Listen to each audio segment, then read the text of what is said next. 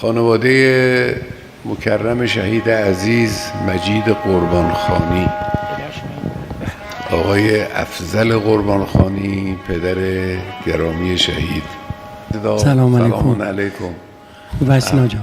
احوالتون چطور؟ قربون شما برم. خوبید انشاءالله؟ ممنونم بزرگواری. خانم فاطمه ترکاشوند مادر گرامی شهید، سلام علیکم. سلام عرض میکنم خدمت شما. خوشحالیم که چنین روزی در خدمت شما هستیم. آقا جان، من یه دونه پسر داشتم، آقا مجید، در شرو دامادی بودن که قسمت نشد. خدا انشاءالله درجات شامل کنه. بله، پیکرش سال 94 شهید شد. چند سالشون بود؟ 25 سالش بود. پیکرش هم سال 98 برگشت آقا مجید. بعد من 2 دختر دارم که دخترم اصلا نمیدونم ناخودآگاه بود، قسمت بود. دیروز رفتن آزمایش و اینا که عقدشون رو من اصلا نمیدونم چه جوری شد، چون من 8 ساله هیچ مراسم جشنی نرفتم. آوردیم خدمت شما که امروز عقدشون بهتر بودم. اگه عیبی نداره. ممنون میشم ازتون. زینب خانم قربانیست. بله خیلی خوب. بیشی بدون بیشی. هم آقا احسان عطایی هستید. بله شما هستید. بفرمایید بنشید. مریم کلام الله مجید و آینه و شمدان و 14 سکه است. بله خیلی خوب. سلام عرض میکنم آقا. قرار بود مهریه من 69 تا باشه به نیت حروف ابجد اسمم و تاریخ تولد داداش مجید، ولی چون شما 14 تا بیشتر نمیخود دیگه ما هم گفتیم هرچی آقا بگن. 14 تا بیشتر نمیخود. خدا انشالله به زندگیتون برکت میده، شیرین میکنه زندگیتون. اصل کار اینه. مهریه و اینا چیزای مهمی نیست. خیلی خوب. حالا زینب خانم من رو وکیل کنید که عقدتون رو با آقا احسان بخونم. بله آقا. وکیلم؟ بله. آقا احسان من رو وکیل کنید که عقدتون رو با زینب خانم بخونم. وکیلم؟ بله. بسم الله الرحمن الرحیم.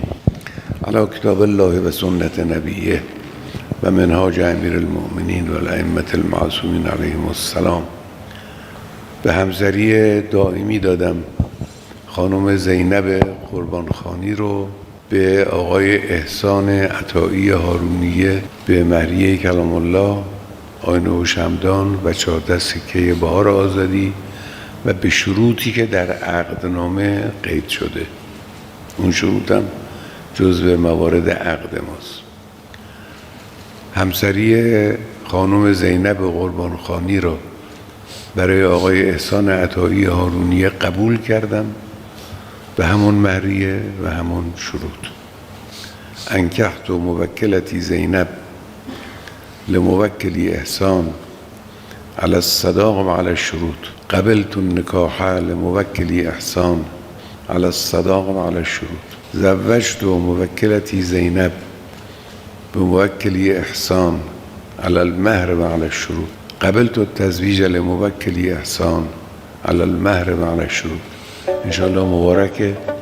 انشاءالله زندگی شیرین داشته باشید، با هم بسازید، با هم همکاری کنید در همه امورتون. انشاءالله با هم شما. با محبت و صفا و صداقت رفتار کنید. انشاءالله فرزندان زیادی هم خدا بهتون بده. زنده باشید. فقط آقا جان ما انگشترم وقت نکردیم بگیریم، یه انگشتر به من همسرم محبت کنیم. بیاد اینجا بهش بدم. سلام. به 2 تامون آقا جان.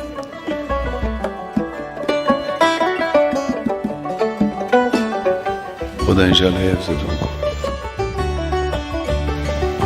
انشاءالله موفق و معین. انشاءالله شیرین باشه زندگیتون. برید به امان خدا. برید آنجا. آقا جان یه خواهشم از شما دارم، یه لطف بکنی که به مادر آقا مجید بگین روسریش عوض کنه. مادر آقا مجید روسریشون مشکیش؟ بله. لباس مشکیتون رو عوض کنه. اگر ماها میدونستیم چشممون باز بود میفهمیدیم که اینها چه مقاماتی دارن، عوض عزاداری و گریه و اینا شادی را مینداخت. منتها ماها چشممون نزدیک بینه، نمیفهمیم اینا در کجا هستن، چه حالی داشتن.